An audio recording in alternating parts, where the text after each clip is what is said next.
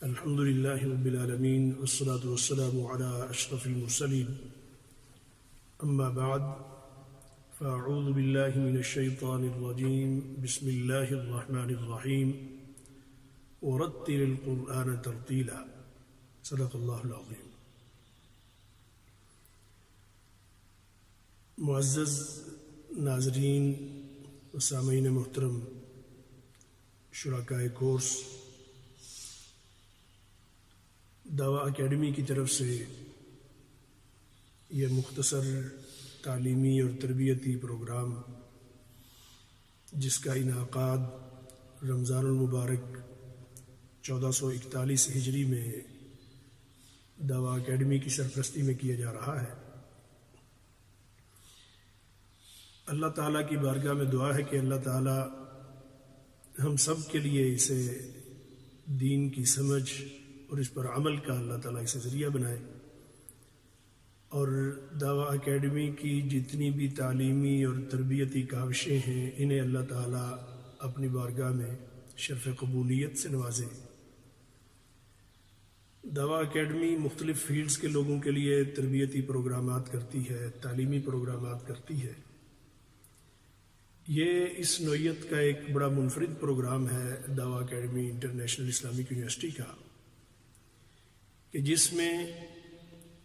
دنیا بھر کے وہ حضرات آج کل کے اس دور میں،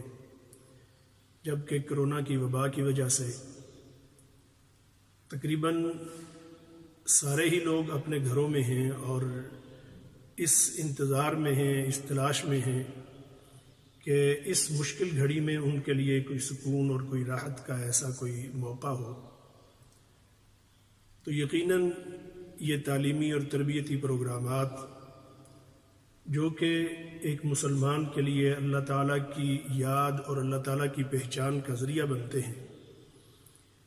اس سے بڑی سکون اور راحت کی اور کوئی گھڑی اور کوئی موقع نہیں ہو سکتا۔ تو اس اعتبار سے چونکہ یہ پہلی ہی کلاس ہے اور اس میں قرآن مجید کی تلاوت کے ساتھ ساتھ قرآن مجید صحیح پڑھنے اور سیکھنے سے متعلق بات چیت ہوگی،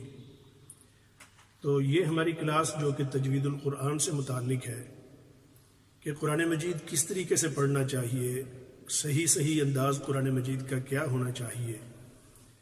تو تجوید دراصل اسی چیز کا نام ہے کہ قرآن مجید کو اچھے طریقے سے، خوبصورت طریقے سے اور اس کی پوری تحسین اور تزئین کے ساتھ قرآن مجید کو پڑھا جائے، اور اللہ جل شانہ کی طرف سے بندوں کو اسی چیز کا مکلف بنایا گیا ہے، اور تجوید کے ساتھ قرآن مجید پڑھنا یہ فرض عین کا درجہ رکھتا ہے کہ جو شخص بھی قرآن مجید کی تلاوت کرے وہ لازمی تجوید کے ساتھ کرے۔ یہ اللہ جل شانہ کی طرف سے جو یہ ارشاد ہے جو میں نے ابھی شروع میں قرآن مجید کی تلاوت مختصر سی آپ کے سامنے پڑھی ہے، ورتل القرآن ترتیلا، کہ قرآن مجید ٹھہر کے خوبصورت طریقے سے پڑھا جائے۔ تو اس میں قرآن مجید ٹھہر کے خوبصورت طریقے سے پڑھنا، اس میں دو چیزیں عموماً شامل ہوتی ہیں۔ ایک تو اس کے تلفظ کا، اس کے حروف کا صحیح اور درست طریقے سے ادا کرنا، کہ جو حروف ہجائیہ ہیں الف با تا سا جیم ہا خا، تو ان تمام 29 کے 29 حروف کو صحیح ان کے ان مقامات سے، ان مواقع سے، ان مخارج سے ادا کیا جائے کہ جو ایک صحیح اور تندرست انسان جو صحیح طریقے سے بات چیت کر سکتا ہے، جس کے سارے اعضاء اور جس کی گفتگو بالکل صحیح اس کے مطابق ہے، جو کہ اللہ تعالیٰ نے ایک عام انسان کو جو استعداد اور صلاحیت دی ہے، تو وہ اپنی اس صلاحیت کو بروئے کار لاتے ہوئے ان حروف کو احسن طریقے سے ادا کرے اور قرآن مجید کو صحیح حروف کے ساتھ ادا کرے۔ مثلا اگر تا ہے تو تا کو کہاں سے ادا کرنا ہے، یہ تا جس کے اوپر 2 نقطے ہوتے ہیں، پھر اسی طریقے سے اسی سے ملتی جلتی آواز ہے طا، جو کہ اسی طریقے سے ضا کے بعد آتا ہے، تو اس طا کو کس طریقے سے ادا کرنا ہے۔ تو اسی طرح اور ملتے جلتے کئی حروف ہیں، زا، زال، ضا، تو ان میں سے ہر حرف کو کہاں کہاں سے کس طریقے سے ادا کرنا ہے اور ان میں فرق کس طریقے سے کرنا ہے، اور اگر ان میں فرق نہ کیا جائے تو اس سے کیا نقصان ہوتا ہے اور اس سے معانی میں کیا تبدیلی واقع ہو جاتی ہے، ان چیزوں کو سمجھتے ہوئے صحیح تلفظ کے ساتھ، صحیح حرکات کے ساتھ قرآن مجید کا پڑھنا، یہ تجوید کہلواتا ہے۔ تجوید کی جو ایک لغوی تعریف ہے، جس طریقے سے ہر حرف کی اپنی ایک لغوی پہچان ہوتی ہے، اس کا ایک لغوی ترجمہ ہوتا ہے، تو تجوید لغتاً خوبصورت کر کسی چیز کو مزین کرنا، خوبصورت کرنا، اور تجوید کا لفظ ویسے خوبصورت کرنے کے لیے یا اسی طریقے سے کسی چیز کو مزین کرنے کے لیے، کسی چیز کو جو ہے وہ بہتر کرنے کے لیے، خوبصورت طریقے سے کسی چیز کو وہ پیش کرنے کے لیے، اس کے لیے عربی میں کئی الفاظ استعمال ہوتے ہیں۔ جمیل بھی ہے، جمیل کا مطلب بھی خوبصورت ہے، تجمیل کسی کو خوبصورت کرنا، اسی طریقے سے تزئین خوبصورتی اور اسی حسن کے معنی میں آتے ہیں، تحسین یہ بھی حسن اور خوبصورتی کے معنی میں یہ آتا ہے یہ لفظ۔ اسی طریقے سے تجوید بھی انہی میں سے ایک ایسا حرف ہے کہ جو صرف قرآن مجید کو خوبصورت کر کے پڑھنے کے لیے آتا ہے، اور یہ اس اعتبار سے باقی تمام جو خوبصورتی کے الفاظ ہیں ان سے اپنے اندر ایک انفرادیت رکھتا ہے اور اپنے اندر ایک فوقیت رکھتا ہے کہ یہ قرآن مجید کے خوبصورت پڑھنے کے لیے یہ لفظ استعمال ہوا ہے، تجوید، کہ قرآن مجید کو خوبصورت کر کے عمدہ طریقے سے پڑھا جائے۔ تو پہلی چیز تو یہ ہے کہ اس کے حروف کا صحیح طریقے سے ادا ہونا، یہ اس خوبصورتی میں آتا ہے، اور دوسرا اس میں خوبصورتی میں جو آواز کا حسن ہے وہ ہے کہ پڑھنے والے کی آواز بھی خوبصورت ہونی چاہیے، پڑھنے والا اچھی اور خوبصورت آواز سے قرآن مجید کو پڑھے۔ اب قرآن مجید خوبصورت پڑھنا، اس پر علیحدہ سے پوری تفصیل ہے کہ اس کی فضیلت کیا ہے خوبصورت پڑھنے کی، اللہ جل شانہ اس اچھے خوبصورت پڑھنے والے کو کس طریقے سے کتنا پسند کرتے ہیں۔ خود رسول اللہ صلی اللہ علیہ وسلم نے خود اچھی قرأت کا اہتمام کیا، اور آپ کا اپنا پڑھنا کتنا پر اثر ہوا کرتا تھا، یا صحابہ اکرام رضوان اللہ تعالی علیہم اجمعین میں کون صحابہ تھے جو بڑا خوبصورت قرآن مجید پڑھتے تھے، اور رسول اللہ صلی اللہ علیہ وسلم بعض اوقات صحابہ اکرام سے سنا کرتے تھے، جس طریقے سے بعض روایات میں جناب سیدنا عبداللہ بن مسعود رضی اللہ تعالیٰ عنہ کے متعلق آتا ہے، اسی طریقے سے سیدنا ابی بن کعب جو کہ بہت بڑے قاری قرآن تھے، بہت بڑے عالم قرآن تھے، بہت بڑے محدث اور بہت بڑے فقیہ تھے، تو ان کے متعلق آتا ہے کہ ان کی آواز بڑی خوبصورت تھی، حتیٰ کہ جناب نبی اکرم صلی اللہ علیہ وسلم نے ان سے خواہش کا اظہار کیا کہ آپ قرآن مجید پڑھ کے سنائیں۔ اور اسی طریقے سے اور دیگر صحابہ کرام رضوان اللہ تعالی مجمعین، جن میں زید بن ثابت رضی اللہ تعالیٰ عنہ کا قرآن مجید کے حوالے سے اپنا ایک مقام ہے، سیدنا عثمان غنی رضی اللہ تعالیٰ عنہ کا قرآن مجید کے ساتھ ایک بڑا گہرا شغف تھا، اور خود بھی بڑے شوق سے اور ذوق سے قرآن مجید کی تلاوت کیا کرتے تھے، اور قرآن مجید سنتے بھی بڑے ذوق کے ساتھ سنا بھی کرتے تھے، اور اچھے ایک استاد کا مقام بھی رکھتے ہیں ان کی سوانح جب ہم پڑھتے ہیں تو قرآن مجید کا استاد ہونے کی حیثیت سے، قرآن مجید کا قاری ہونے کی حیثیت سے۔ پھر اسی طریقے سے صحابہ کرام رضوان اللہ تعالی مجمعین میں سے خاندان نبوت میں سیدنا حسین رضی اللہ تعالیٰ عنہ کا بڑا مقام ہے۔ ابھی ہمارے ہاں عربوں میں حسینی لہجہ، حجازی لہجہ، اور سیدنا عثمان غنی رضی اللہ تعالیٰ عنہ کی نسبت سے اسی طریقے سے لہجات ہیں، تو یہ صحابہ کرام رضوان اللہ تعالی مجمعین میں جو نمایاں شخصیات تھیں، اس طریقے سے اور بھی بیسیوں تھے، لیکن خاص طور پر یہ وہ صحابہ کرام رضوان اللہ تعالی مجمعین ہیں کہ جن باقی دیگر اپنے امور کے اندر بھی جن کا ایک بڑا نام ہے، تو وہ بڑے بڑے قرۂ کرام تھے، خود جناب سیدنا صدیق اکبر، سیدنا عمر فاروق رضی اللہ تعالیٰ عنہ، تو یہ وہ ہستیاں ہیں جو قرآن مجید بڑا خوبصورت پڑھا کرتی تھیں، اور نبی اکرم صلی اللہ علیہ وسلم ان میں سے بعض سے قرآن مجید بڑے ذوق کے ساتھ آپ صلی اللہ علیہ وسلم خود سنا کرتے تھے۔ تو اللہ تعالیٰ کا قرآن مجید کسی سے سننا اور اچھا اور خوبصورت پڑھنے والے کے متعلق جو ہے وہ اللہ تعالیٰ کا پوری توجہ کے ساتھ سننا، یہ صحیح حدیث سے مروی ہے۔ پھر اسی طریقے سے خود نبی پاک صلی اللہ علیہ وسلم کا قرآن مجید سننا، تو اللہ تعالیٰ کی ہستی کو قرآن مجید سننا اتنا محبوب اور اتنا پسند ہے کہ جب کوئی خوبصورت آواز کے ساتھ قرآن مجید پڑھتا ہے تو مثال اس کی یہ دی گئی کہ پہلے زمانے کے بادشاہ جس طریقے سے اپنے پاس اپنے دربار کے اندر میوزک سننے کا یا اسی طریقے سے اپنی تعریف کے اشعار سننے کا، اسی طریقے سے مغنیات سے گانے سننے کا جس طریقے سے اہتمام کیا کرتے تھے زمانہ جاہلیت کے بادشاہ، تو اس کا بڑا اہتمام ہوتا تھا اور ان مغنیات کو بڑا نوازا جاتا تھا، ان پر بڑی نوازشات کی جاتی تھیں، ہر طرح طرح کے انعامات دیے جاتے تھے اور منہ بولے قسم کے، اور اپنی طرف سے شوق میں آ کے بادشاہ ان کے لیے بڑے بڑے اعلانات کیا کرتے تھے۔ تو اللہ جل شانہ بھی قرآن مجید خوبصورت پڑھنے والوں کو ان سے کئی گنا بڑھ کے شوق سے سنتے ہیں اور اس سے بڑھ کر اللہ تعالیٰ خوش ہوتے ہیں۔ اور پھر اللہ تعالیٰ کا نوازنا کوئی کسی عام بادشاہ کی طرح کا نوازنا نہیں ہے، پھر اللہ تعالیٰ کا نوازنا وہ اسی طرح کا ہے جس طرح اللہ جل شانہ کی اپنی شان اور اپنی عظمت ہے۔ تو اس طرح قرآن مجید خوبصورت پڑھنا، اچھی آواز کے ساتھ پڑھنا اور صحیح تلفظ اور صحیح حروف کی ادائیگی کے ساتھ پڑھنا، یہ دونوں چیزیں تجوید میں آتی ہیں، لیکن خاص طور پر اس میں جو بنیاد ہے یعنی آواز کا خوبصورت ہونا، تو یہ تو ہر کسی کے اختیار میں نہیں ہے۔ ہاں البتہ جو پورے ذوق کے ساتھ قرآن مجید پڑھ رہا ہوتا ہے تو یہ اللہ تعالیٰ کی شان اور اللہ تعالیٰ کے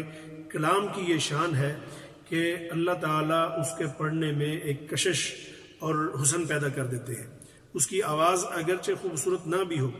جو صحیح تلفظ کے ساتھ، صحیح جو ہے وہ شوق کے ساتھ، ذوق کے ساتھ جو شخص پڑھ رہا ہوتا ہے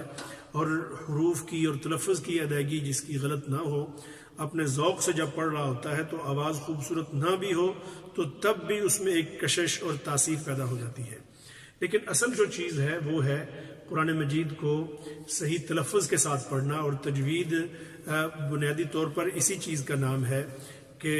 یعنی لغوی معنی اس کے خوبصورت کسی چیز کو مزین کرنا، اور اصطلاحی معنی قرآن مجید کو خوبصورت اور اچھے طریقے سے پڑھنا۔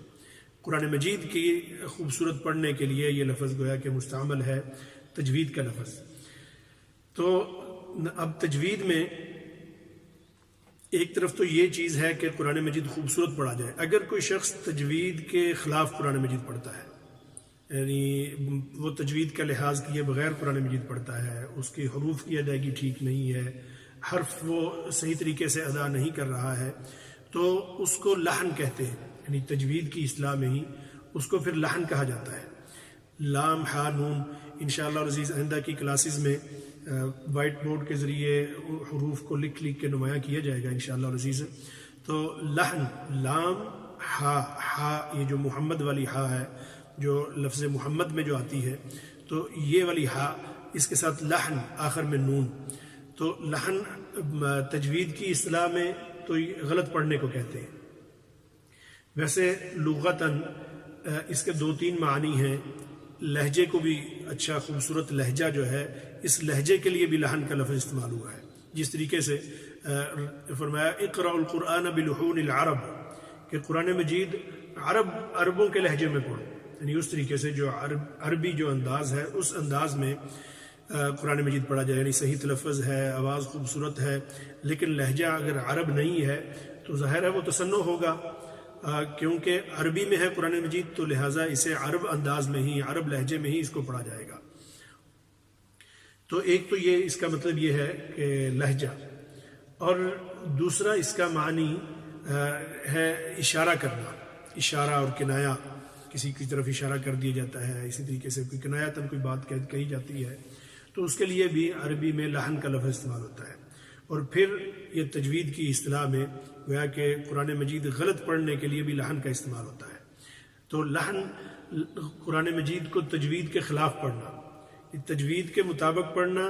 یہ تو ہے کہ اس کے حروف کی ادائیگی ٹھیک ہو، اس کا تلفظ اچھا ہو، اس کی آواز خوبصورت ہو اور بڑا پر اثر طریقے سے پڑھ رہا ہو، تو یہ ہے تجوید۔ اور تجوید کے خلاف لحن، کہ تجوید کے برعکس پڑھ رہا ہے، تجوید کا خیال رکھے بغیر کوئی شخص پڑھ رہا ہے تو وہ لحن کر رہا ہے. اس کے لیے لفظ ہوگا جی فلاں تو قرآن مجید، جس طرح ہم آپس میں بولتے ہیں جی فلاں تو قرآن مجید غلط پڑھ رہا ہے، تو غلط پڑھنا گویا کہ یہ تجوید کی اصطلاح میں عربی میں اس کو کہیں گے کہ وہ قرآن مجید میں لحن کر رہا ہے.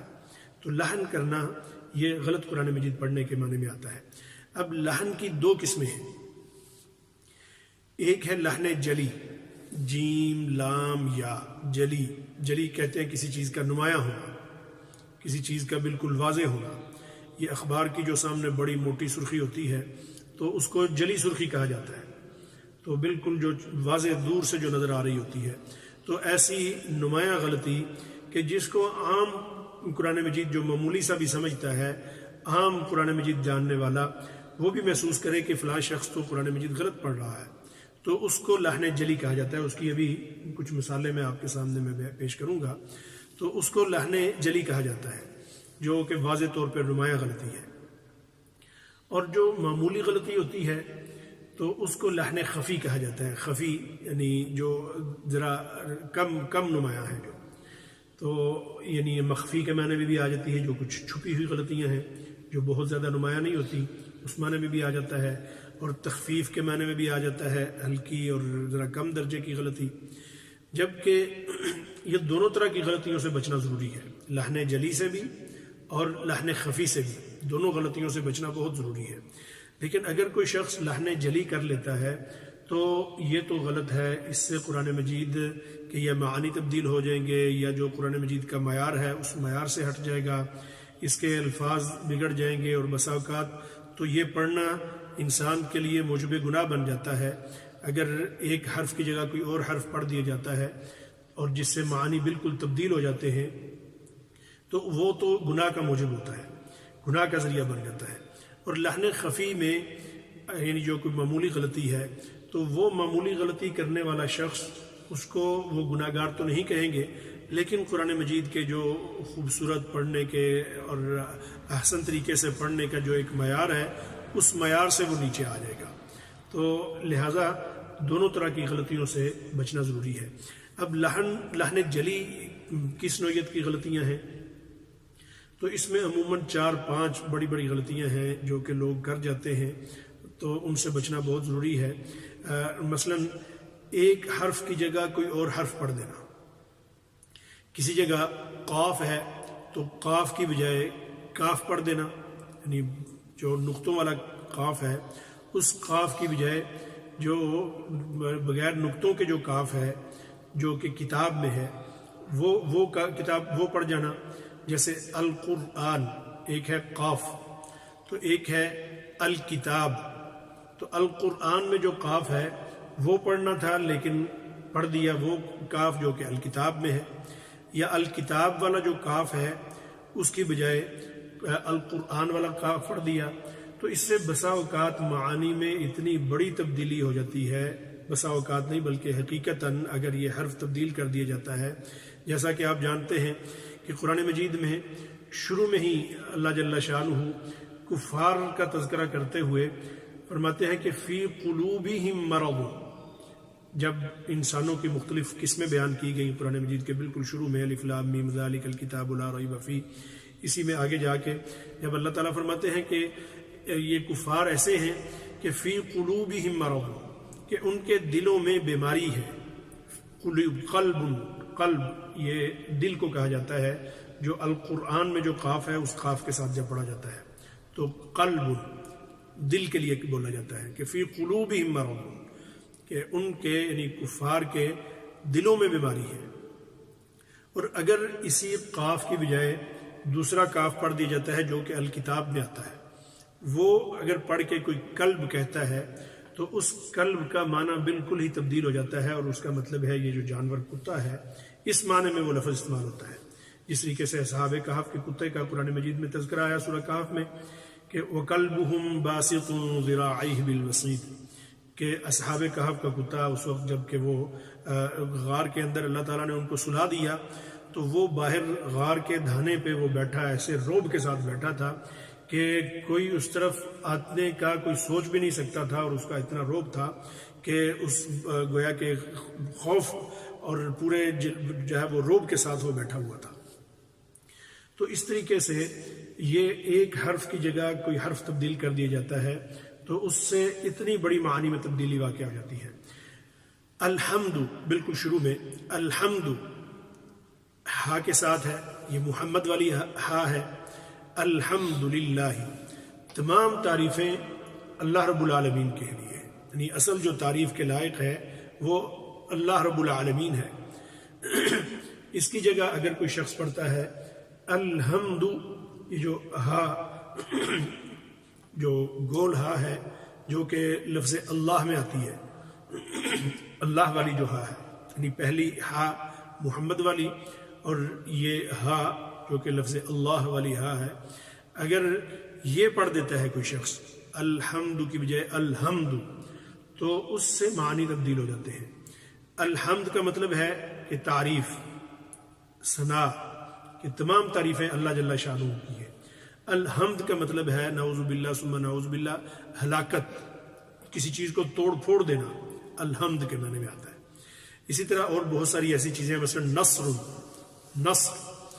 اذا جاء نصر اللہ والفتح، تو نصر مدد کو کہتے ہیں، جہاں پہ صاد آتا ہے تو اس کو اللہ تعالیٰ کی مدد کی طرف اشارہ ہے۔ اور اگر اس کو سین کے ساتھ پڑھ دیتا ہے کوئی نصر تو وہ گدھ کو کہتے ہیں، یہ جو چیل مردار کھانے والی چیز جو یہ جانور ہیں، تو اس کے لیے یہ لفظ استعمال ہوتا ہے۔ تو اسی طرح اور بہت سارے ایسے الفاظ ہیں کہ جن میں اگر بسم اللہ الرحمن الرحیم، یہیں پہ دیکھیں بالکل جب شروع کرتے ہیں بسم اللہ، تو بسم اللہ میں اگر سین کی بجائے ثا پڑھ دیا جاتا ہے تو بھی اسم سین کے ساتھ ہو تو اس کا مطلب ہے نام، کہ اللہ کے نام کے ساتھ میں شروع کرتا ہوں۔ لیکن اسی کو اگر کوئی سین کی بجائے ثا کے ساتھ پڑھ دیتا ہے یا صاد کے ساتھ پڑھ دیتا ہے، تو اگر ثا کے ساتھ پڑھتا ہے تو اسم، اس کا مطلب ہوتا ہے گناہ، اور اگر صاد کے ساتھ پڑھا جاتا ہے تو وہ گونگے بہرے کے معنی میں آتا ہے۔ تو اس طرح ایک ایک حرف کے اپنے ایک معنی ہے، ایک ایک حرف کا اپنا ایک مقام ہے۔ تو قرآن مجید میں کسی حرف کو کسی جگہ بھی تبدیل کرنے کا کسی کو کوئی اختیار نہیں ہے۔ یہ اللہ تعالیٰ نے جس طریقے سے اس کو نازل کیا ہے اسی طریقے سے قیامت تک اس نے رہنا ہے، اور قیامت تک اس کا یہ رہنا یہ گویا کہ اسی وقت ہے جب کہ اس کے پڑھنے والے اس کا اہتمام کریں گے۔ اس کو اللہ تعالیٰ نے اس کا ذریعہ بنایا ہے قرآن مجید کے محفوظ رکھنے کا۔ اب اس پر بڑی محنت ہوتی ہے، ایک ایک چیز وہ اس وقت سے جب سے علم تجوید کا آغاز ہوا، جناب سیدنا علی المرتضیٰ رضی اللہ تعالیٰ عنہ، اور پھر اسی طریقے سے آپ کے تلامذہ، اور اسی طریقے سے پھر آگے سلسلہ چلتے چلتے آج تک جو ہے وہ چل رہا ہے۔ تو ایسے میں جو ہے وہ ایک ایک حرف کا خیال رکھا گیا ہے۔ تو پہلی لحن جلی کی پہلی قسم یہ ہے یا پہلی شکل یہ ہے کہ کوئی شخص ایک حرف کی جگہ دوسرا حرف پڑھ دیتا ہے، تو یہ غلط ہے، لحن جلی ہے، اور اس طرح کی غلطی کا مرتکب گناہ گار ہے، اور نماز میں اگر پڑھ رہا ہے تو نماز اس سے فاسد ہو جاتی ہے۔ دوسری غلطی ہے کہ کسی جگہ ایک حرف نہیں تھا تو کسی نے اپنی طرف سے کھینچ کے ایک حرف کا اضافہ کر دیا۔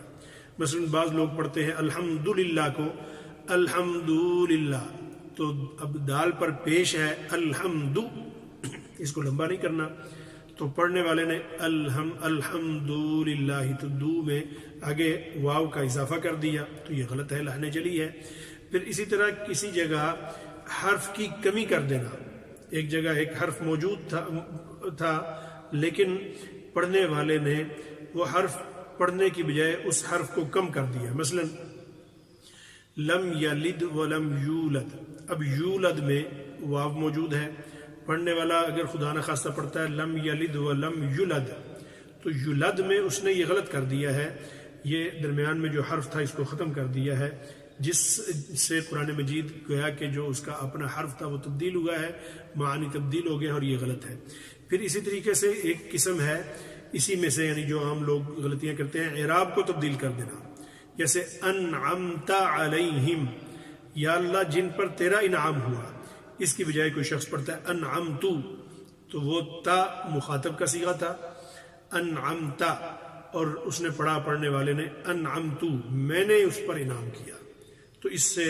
معانی میں جو تبدیلی واقع ہوئی ہے تو یہ تبدیلی واقع ہونا یہ لحن جلی کہلواتا ہے۔ انشاءاللہ عزیز کل کے درس میں ہم لحن خفی ہم پڑھیں گے اور اسی طریقے سے اس کے بعد والا درس پڑھیں گے، اور اللہ جل شانہ یہ پڑھنا ہمارا اس کو قبول فرمائے اور اس میں جو ہے پورے ذوق کے ساتھ شامل رہنے کی اللہ تعالیٰ ہمیں توفیق نصیب فرمائے۔ ان حروف کو جو کہ ہم ابھی سیکھیں گے ہم آگے، ایک ایک حرف کو کس طرح ادا کرنا ہے، تو یعنی مخارج کے مطابق اور ان کی صفات کے مطابق ادا کرنا ہر حرف کا، تو پھر قرآن مجید کی بعض صورتوں اور آیات میں جس طریقے سے وہ استعمال ہوئے ہیں تو وہ اس کی مشق اور پریکٹس بھی انشاءاللہ عزیز ہم ساتھ ساتھ کریں گے۔ اللہ جل شانہ ہماری مدد فرمائے اور حامی و ناصر ہو۔ ربنا تقبل منا انك انت السميع العليم وتب علينا انك انت التواب الرحيم۔